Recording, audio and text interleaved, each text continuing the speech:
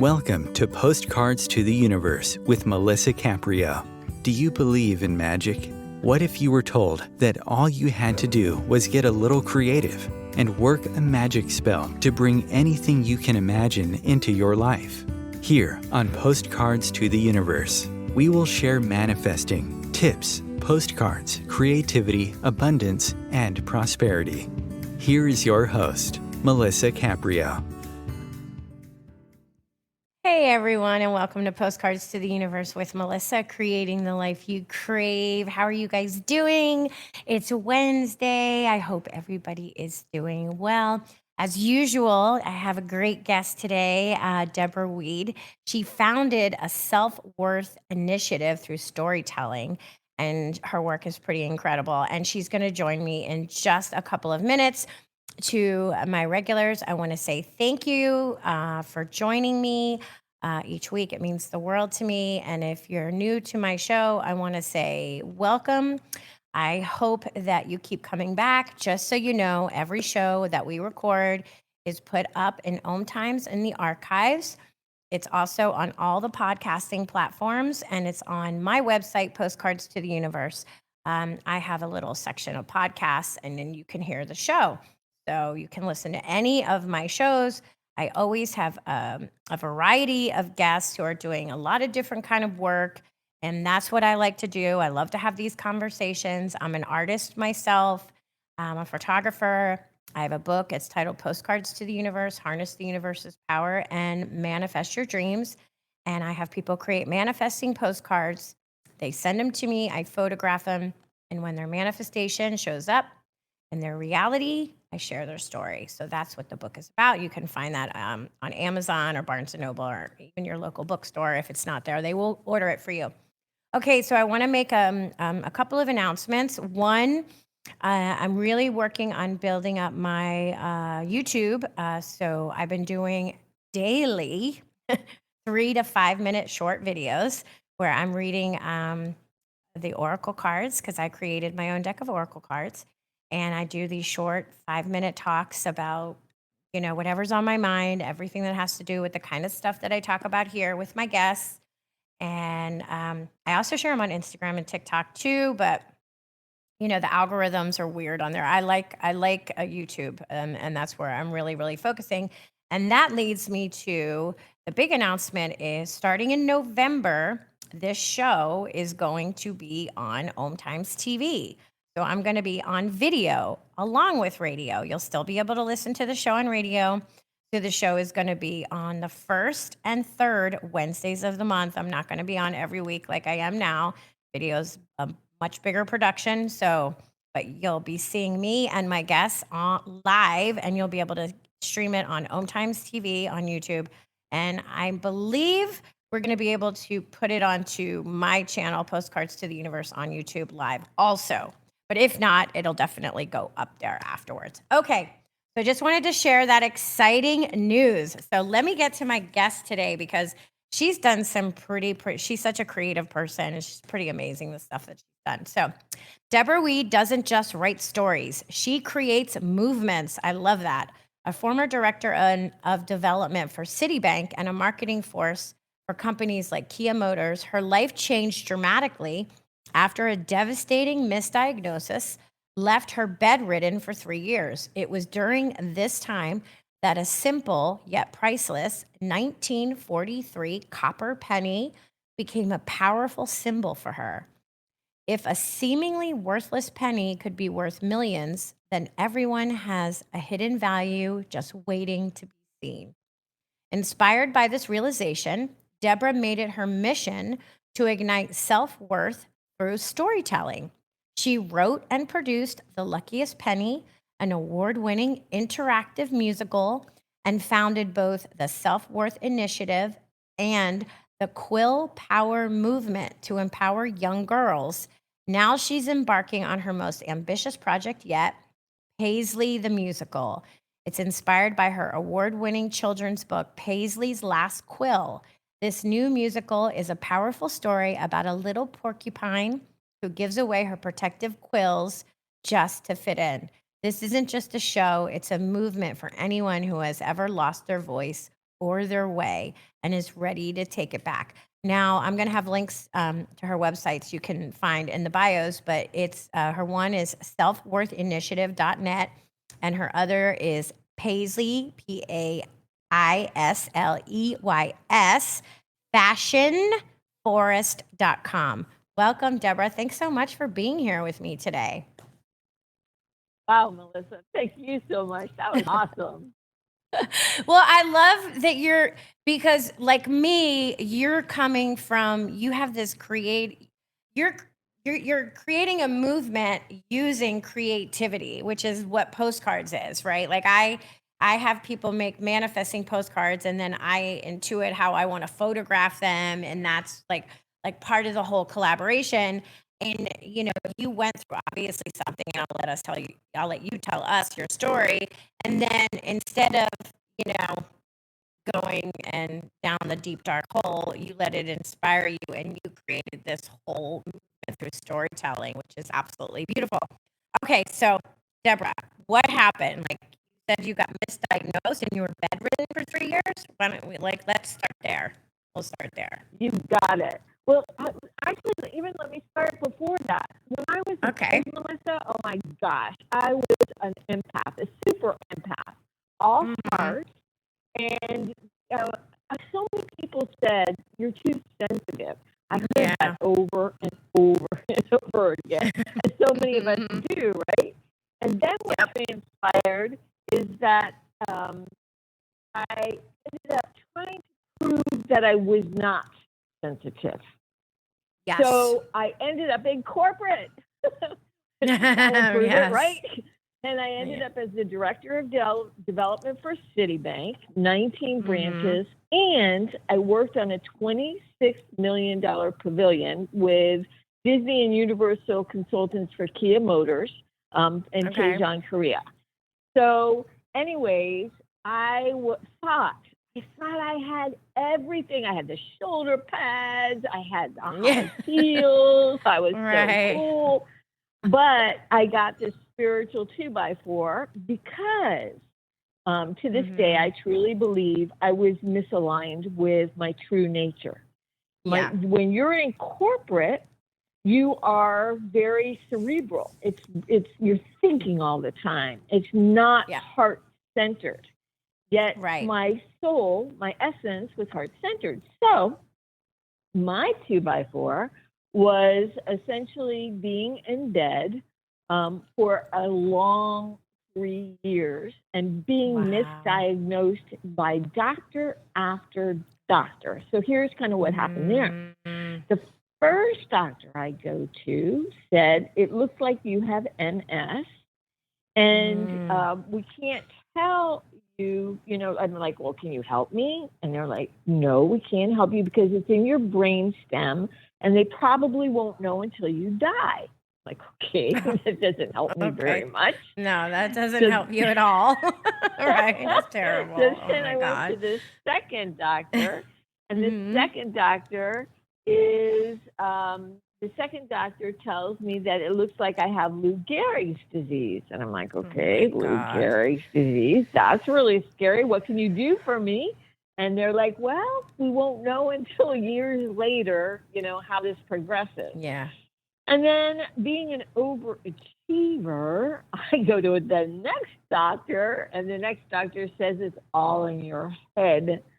Now, for so many people and your listeners, oh my gosh, with long COVID and everything that's happening, when your voice stops being heard, something happens to your soul. Something happened to my soul. And what happened is that here I was thinking that I was on the top of the earth, thinking that I had everything conquered with self-esteem, which I soon learned is very, very different than self-worth. Self-esteem is like you do things. I was the director of development. Citibank. Hey, I go to a party that sounds really cool, right? I'm doing all these making money or you look successful, the whole persona, right? Yep.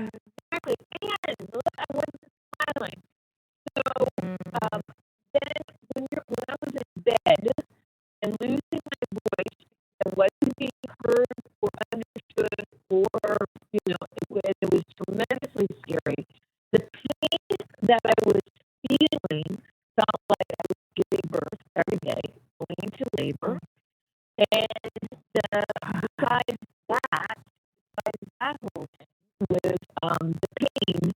emotionally, I was being abandoned by every single person that I knew.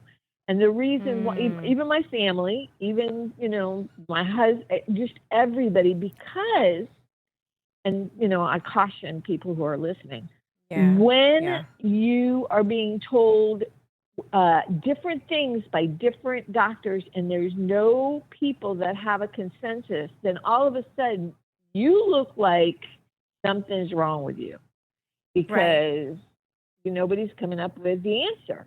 But I knew something was wrong. And this is when I had done a lot of productions and shows ever since I was 16. So that was kind of natural to me. But while in bed, I heard about the 1943 pure copper penny. And that's what saved my life. Yeah, I wanted to know if you had found the penny and it was yours, or if you read or heard a story about it. Okay. So you heard a story about the penny. Right. Okay. Exactly. I heard a story, and I heard that the penny at the time could be worth $250,000, which is pretty mind-boggling. And now it could be worth $1 million, although when they took pennies off, we don't know. We don't know. Right. But the fact that a penny, a simple penny that hardly anybody would pick up on a street or a sidewalk, unless they say, oh my gosh, that's a lucky penny, that could be worth so much made me reflect on myself and go, okay, listen, Deborah, to myself. If a penny can be worth that much, then and it was made by mistake, because the reason that it's so valuable is because it was a pure copper penny, and they didn't put the steel slat in the middle, and that's what made it so valuable. So if a mistake, or I was feeling like a mistake, I was feeling worthless. If that's the case, then maybe I'm worth something. And I promised myself at that moment, when that all came together, that if I ever got out of this and figured out what was wrong all along, then I would go on to start the self-worth, become the founder of the Self-Worth Initiative, and help people for the rest of my life get back to my heart-centered essence, and help people understand that self-worth is not predicated on anything you do. It's predicated on what you say you're worth, and knowing that you're, invaluable, essentially. Yeah.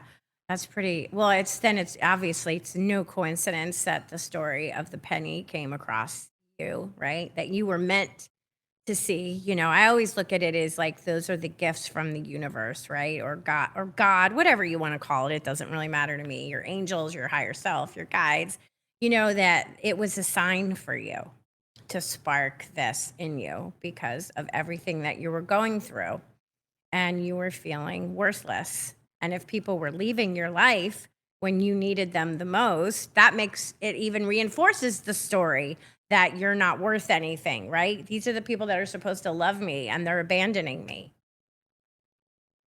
That is so true. I think, the physical part was beyond excruciating, and I didn't even want to be on this planet anymore. Yeah, right. But the emotional part, the abandonment from people, good people, by the way, but because there was so much discrepancy, I could see their point.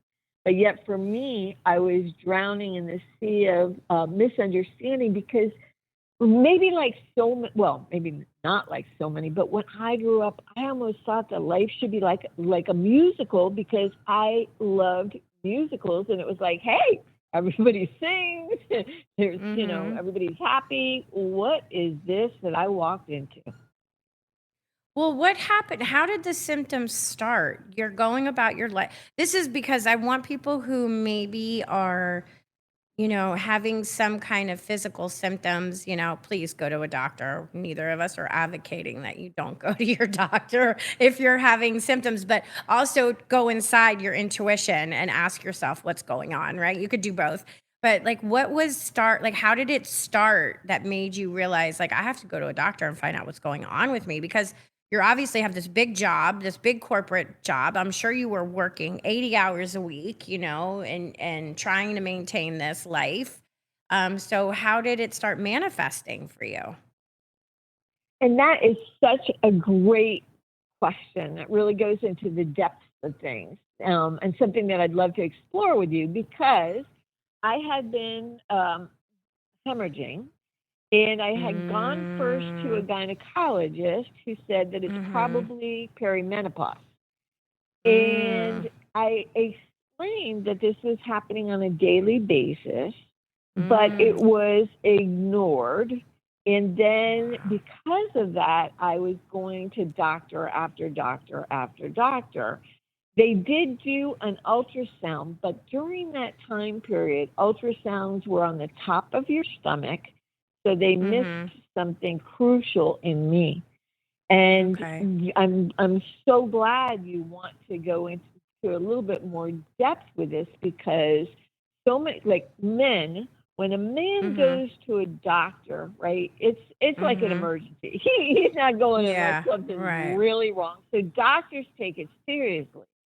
However, when a woman goes to a doctor, we've got all these intricate parts, things that people don't understand.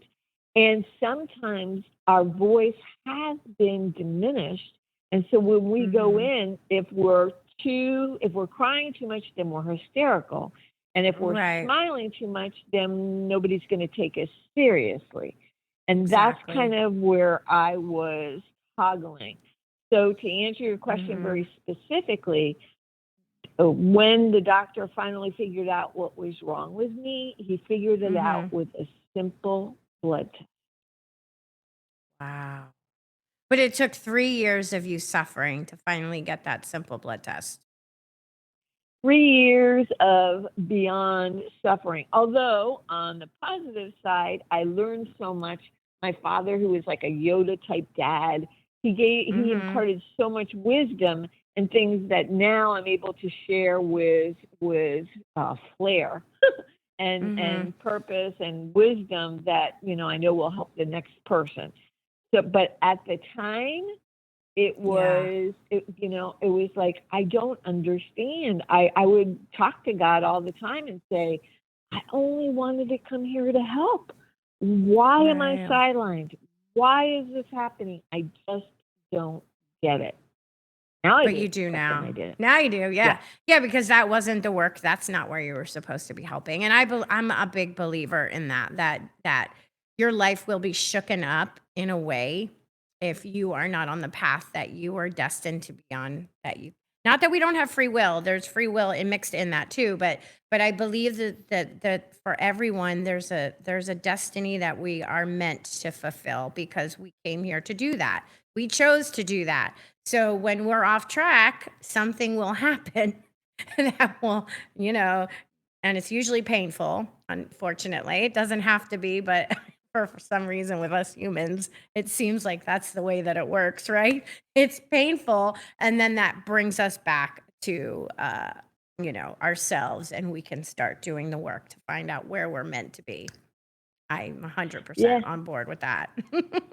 Yeah. I Crazy. agree with you wholeheartedly. These things have happened to me 3 times in my life. I'm a grandma now, so it's like, I've had these traumatic experiences. But you know what I found is that each time creativity was the thing that brought me back to life. Because think about it. Me too. When we have trauma, it's kind of like, when we have trauma, it's like a boulder where it's very hard to move it. But creativity is like God's water, like a waterfall. Yeah. And it comes from above and it washes that out. And if we're being in that creative flow, it's like every time this has happened, like, it's like I step up a little bit more. Okay, so first it's a musical for kids, and then it's a book, and then it's this, and now it's a full-fledged musical like Wicked. So each time it said, hey, if that happened to you, no problem. Let's go for the big time. So, things can either get you stuck, and I understand why, and that's happened to me, and put you in despair. But also, there's the slingshot effect where the farther back you go, the farther you can fly. Yeah, that's so true. So you hear the story, you get this spark in your mind that says, okay, this 1943 worthless penny is really worth so much, and that sort of sparked you to come up with the story of the luckiest penny. Is that what happened? Like did you start writing? Like how did it like go from I read the story to I wrote and produced the luckiest penny, basically. Yes, That's yes, yes, the yes. question.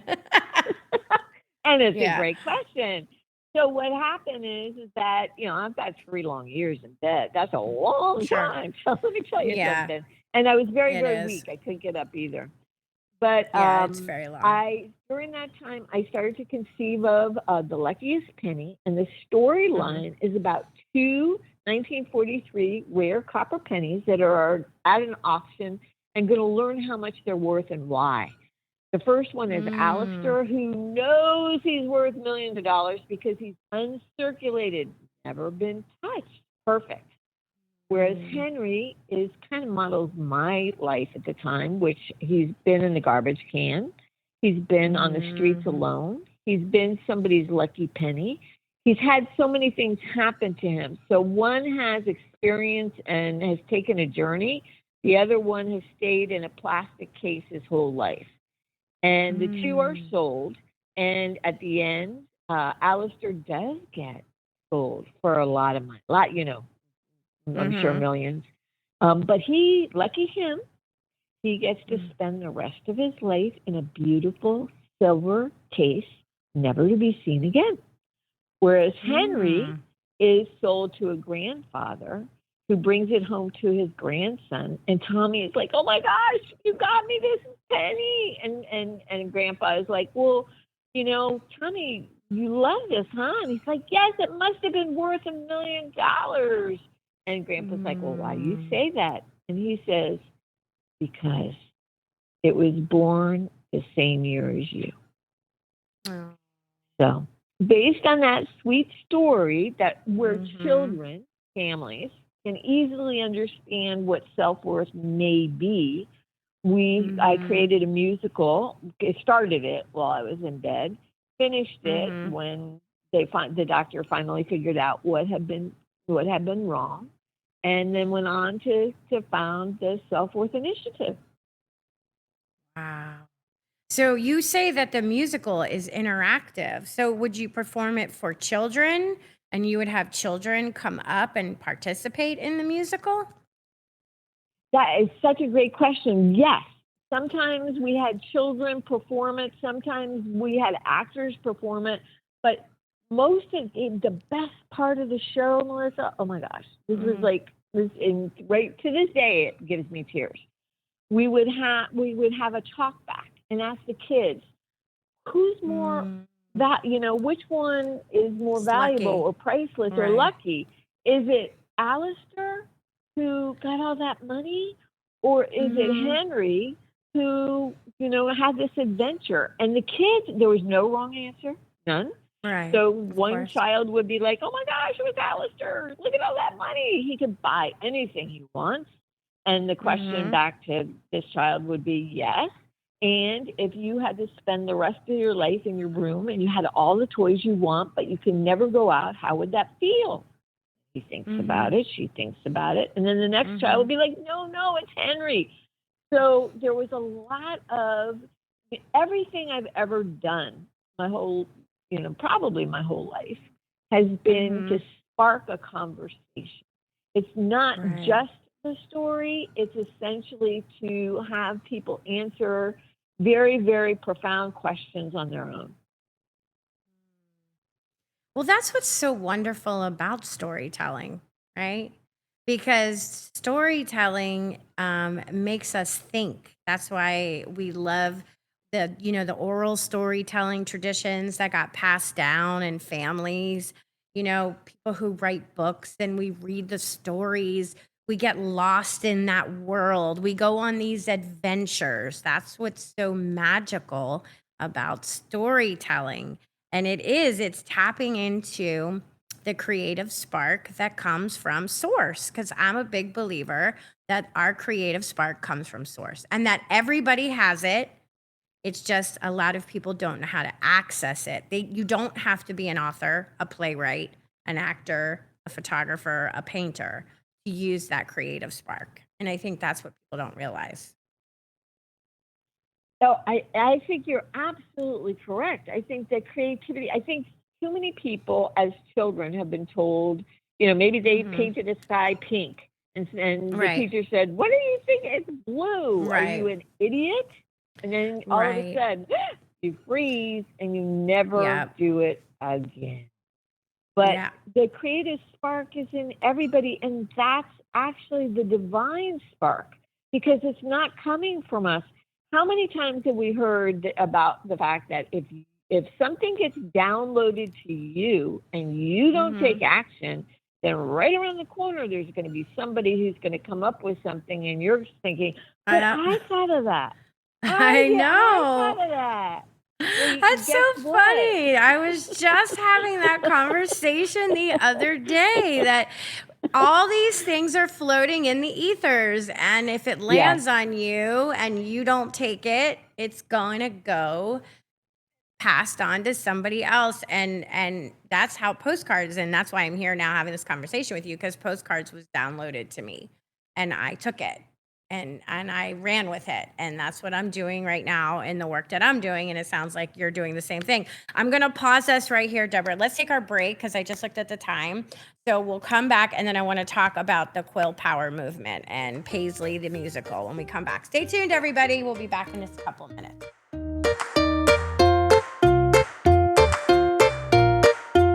Conscious media for conscious minds. Om Times. Host your show on IOM FM, the radio network of Om Times Media, one of the more recognized brand names in the conscious community, and is backed by the extensive marketing reach of Om Times. Hosting a show on IOM FM immediately connects you with our extensive dedicated community. My name is Victor Furman. Some call me The Voice. I've always been fascinated with human nature, spirituality, science, and the crossroads at which they meet. Join me Wednesdays at 8 p.m. Eastern on Om Times Radio, and we'll explore these topics and so much more on Destination Unlimited. Ascending Hearts is no ordinary dating site, but a spiritual dating site with a purpose, to link you with your soulmate. We engineer the serendipity so you can trust that you will attune with someone that has the same matching vibration as you. Ascending Hearts, the conscious dating site for the spiritually aware. Try Ascending Hearts for free, ascendinghearts.com.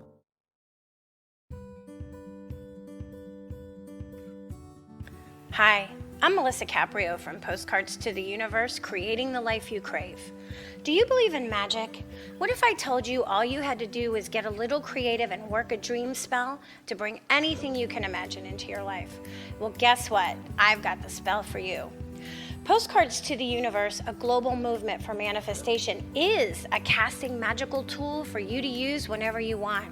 How does living in passion sound to you? Join me in my movement where you get to create in the magical playground. Let's think outside the box and do some playful conjuring. By casting out our desires with a manifesting postcard, we explore our hearts and allow the alchemy of our dreams to appear. And don't forget to tune in each week here on Om Times Radio with my show, Postcards to the Universe, creating the life you crave at 4 p.m. Eastern Time. I share tips on creativity, abundance, and prosperity, and you will be introduced to the coolest guests, trailblazers, mystics, and creatives who enrich our lives.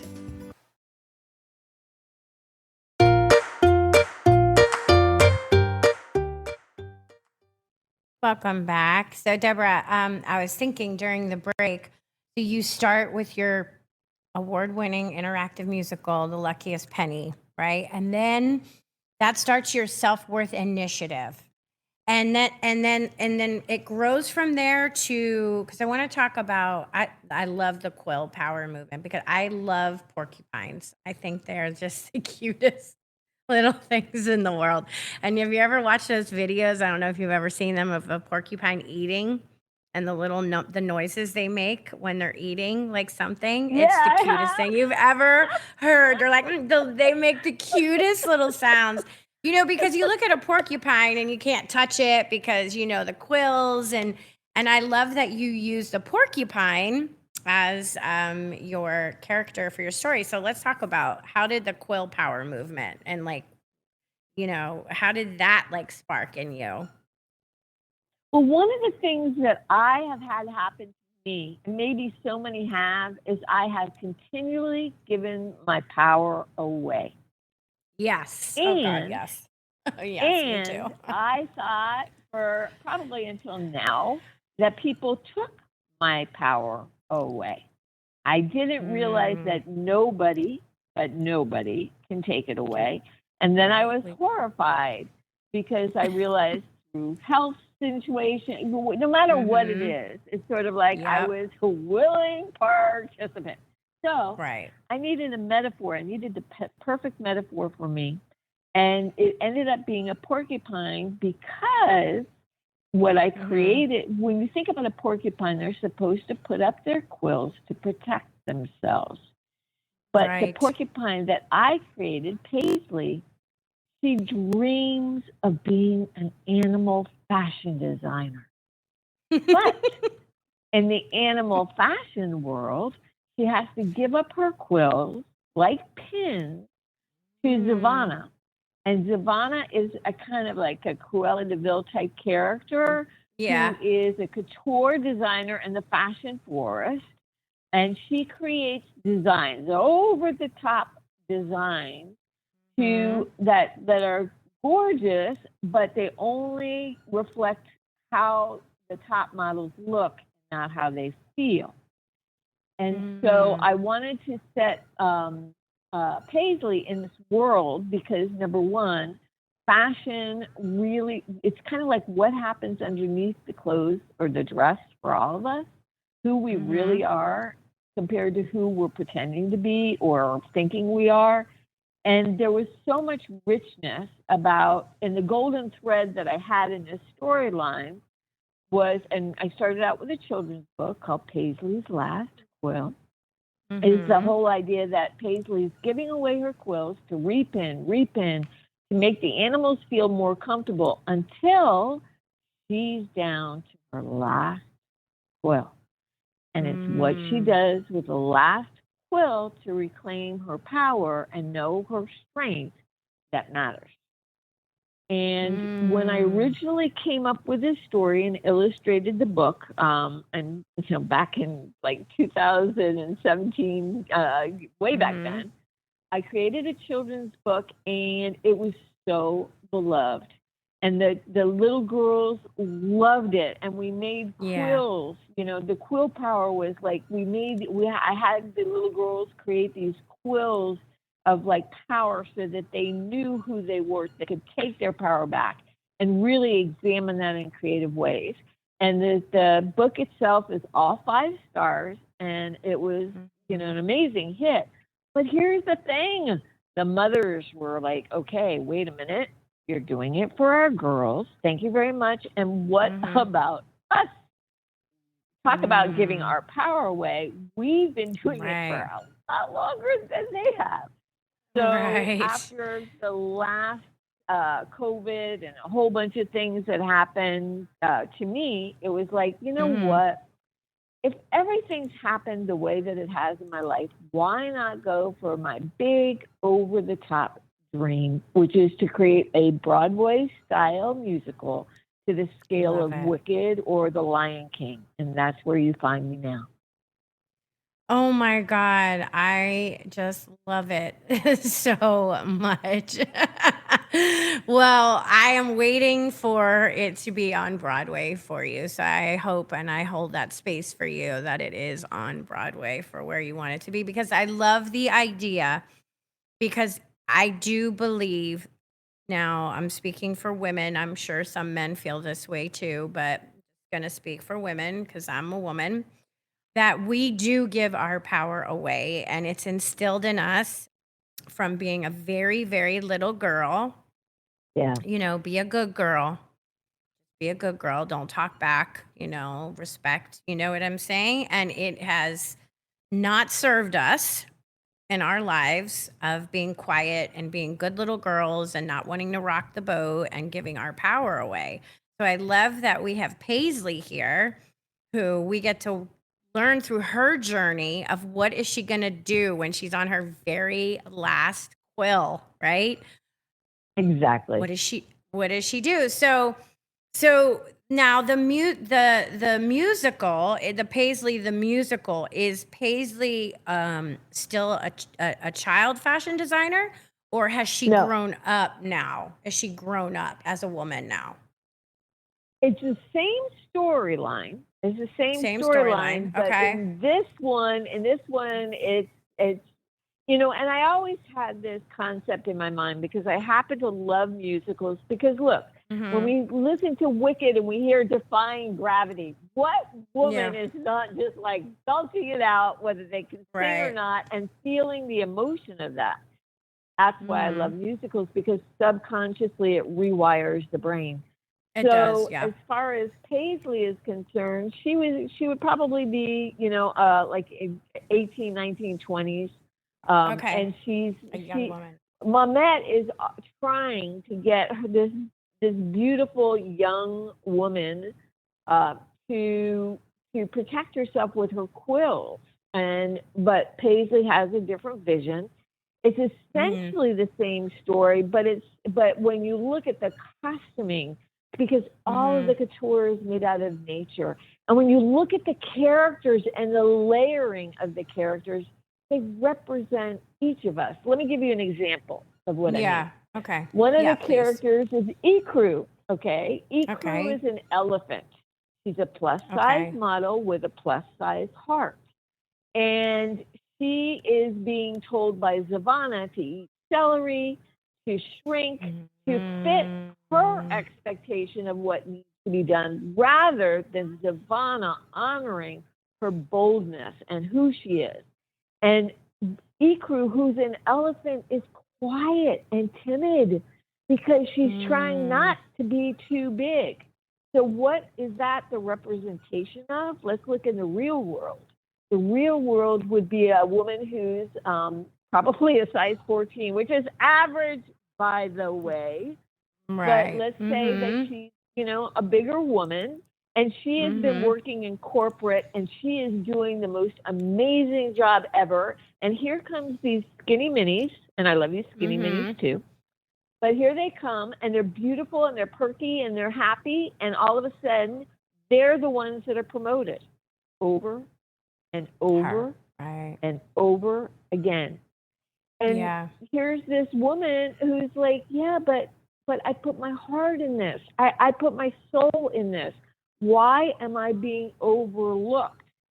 And so instead of being maybe more bold, this particular person decides to shrink.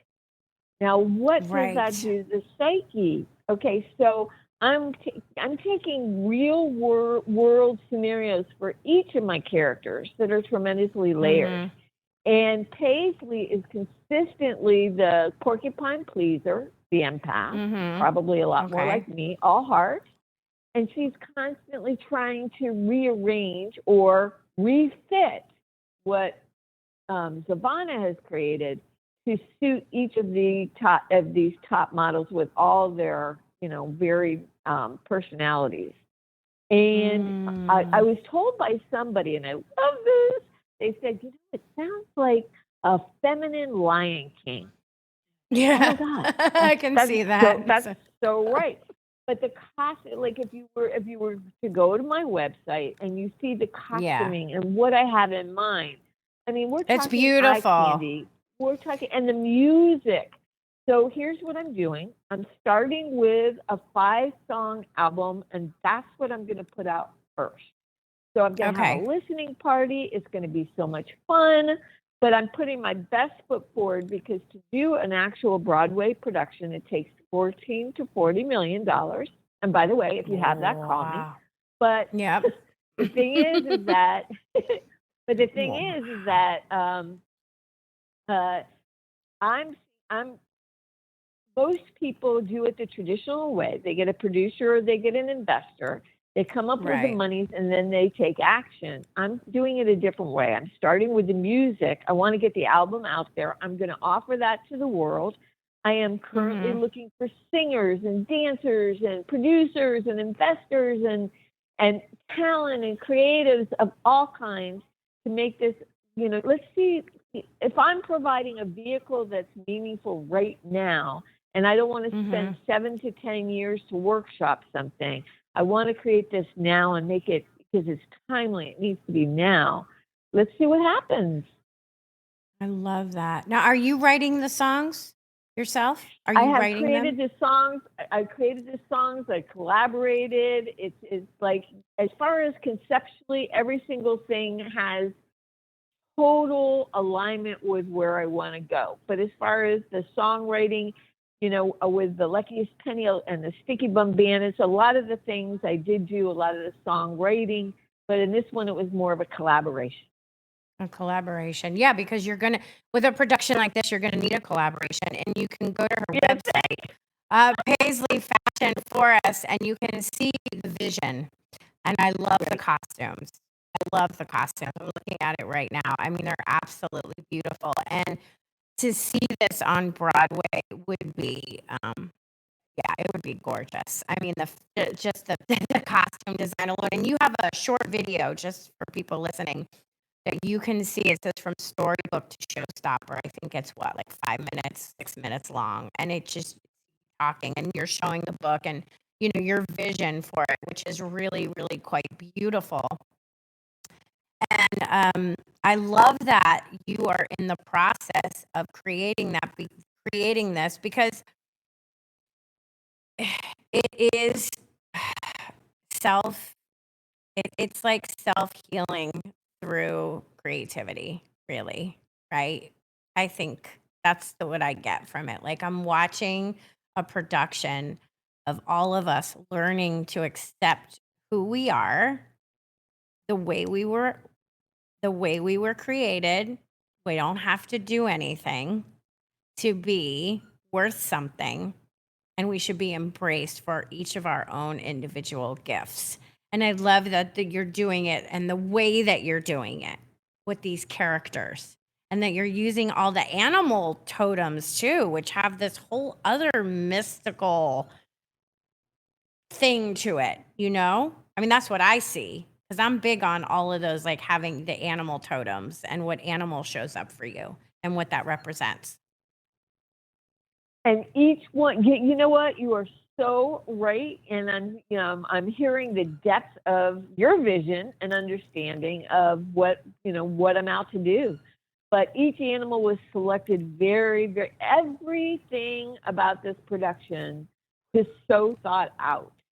I mean, it's really, and the whole goal is, and it's exactly what you said.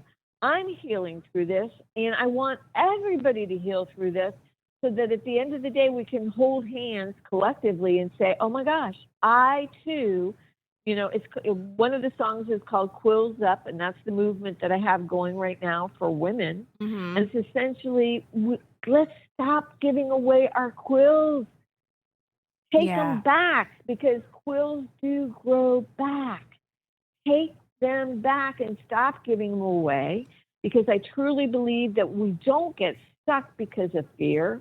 We get stuck because we've given away, quill by quill, our power, and we've got nothing left. Yeah, you're 100% right. And more women that I talk to on a regular basis, especially when they've hit, like in their 40s, and they start thinking, okay, like, now what?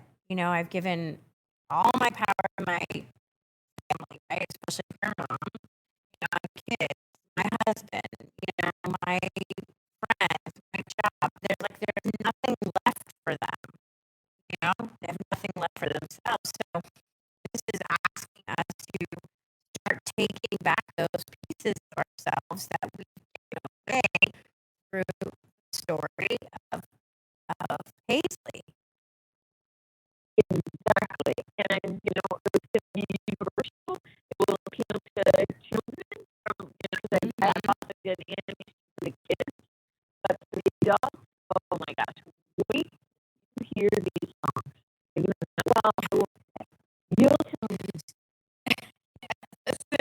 So how are you getting, because you're basically doing this from the ground up, how are you getting funding? How are you getting support? How are you getting help with bringing this creation? Because this isn't something you can do on your own. I mean, there's That too many is a parts great to it. question. You need actors, you need singers, you need yes. musical Well, score and fashion and everything. Exactly. I have a producer that's working on this right now, and she's doing an absolutely fabulous for the actual music for the 5-song album. And because we're starting out with something manageable, that's really great. And as far as the script, I have a dramaturg who I'm working with who's helping me polish the actual script, what they call a book. And as far as the actors and actresses, I'm going to be putting out a call to the world, looking for the next Idina Menzel. I'm looking for, Jonathan Larson is one of my models. And what he did is he's the one who did Rent. And he found just random actors and actresses. Some of them didn't even know how to act. Maybe they could sing, but they couldn't act, or they could act, but they couldn't sing. And he worked with them, and they were so excited about the project. They became like a family. And then they took that to the next level. So to answer your question, who's the major producer in this? God. Not even me. Yeah. I'm just everything's being downloaded. And right now it's essentially, I'm assembling the team. I'm discovering new people. I'm putting the call out. If you'll see on my website, there's a place where if you're a singer or a dancer, you can fill it out and send it to me. I want to know about you. You don't have to but you could be in your closet singing, and you might be the perfect person. I'm not looking for that person that has, 1 million followers just because you've got followers. Yeah. I'm looking for the person who sees this vehicle and was like, oh my gosh, this is what I've been looking for my whole life. So to answer your question specifically, I'm allowing, because I've worked with Universal and Disney people, the one thing I've learned is that if everybody's going right, you go left. Interesting. I like that. If everybody's going right, you go left. What do you mean? Tell people what you mean by that and why you're saying that. Well, yeah. Well, to do a usual Broadway show is very regimented. And who knows, I might end up still doing it, but an investor and producer comes in. They spend 7 to 10 years workshopping the production. Maybe they can make it a little bit faster. They look for the right actors. They look for the right actresses. They don't really know of a proof of concept, and then they put it out, and it may have a run, it may not. But that's why a lot of the producers go for things that they know are going to work, the old-time things, because they don't want to take a risk, because that's a lot of money to take a risk with. But what if you have an album out there that just touches people? Just 5 songs. Yeah. Just 5 simple songs. But people get excited and they're like, I want to know more. I want to see this. Make it happen. Guess what happens with the universe? The universe rearranges itself. And all of a sudden, you don't even know where things are coming from. And as far as me reaching out to actors and actresses that are out there looking for a vehicle, let's say that I find the next Idina Menzel. And I guess what I'm trying to say is this. Sometimes when a train is moving fast enough, people want to jump on. Oh, absolutely. Oh, yeah. But absolutely. if you park it at the station, and if I do the traditional by going to people and saying, please, now, does that mean that I don't want help? No, of course I want help.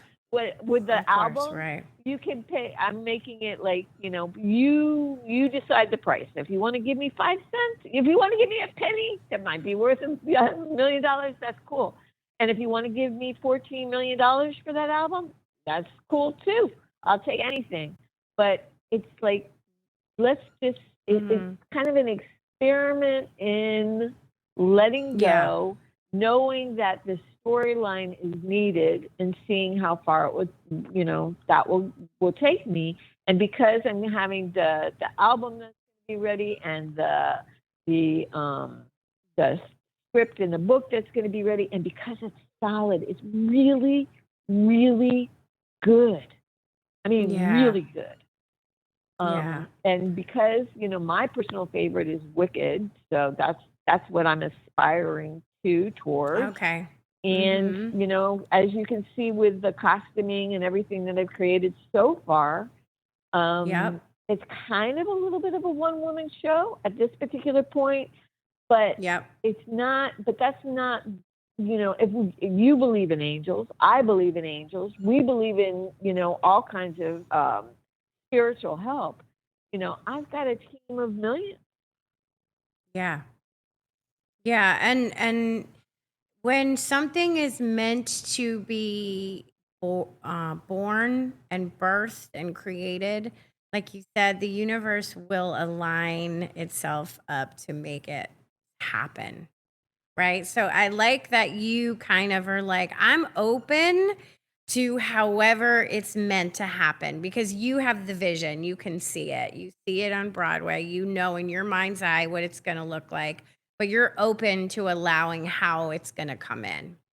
And that's what's so wonderful about art and creativity, is because it does change. I mean, I'm an artist, so I believe this wholeheartedly. Art does change the world. And if you don't believe it, go back in history and look at some of the greatest artists and the work they were making, especially during some of the most craziest times in history, and what their art represented and how it shifted people and how it shifted the mind and how it shifted the energy of people. It's true. So yeah, that's why I love it. It's totally heart-centered, right? It's totally, it's like, it's divine power. It's like, if I told anybody who's listening right now, okay, give me the creative idea, they might be like, what? But then they go in the shower or take a walk and all of a sudden something drops in. Where did it come from?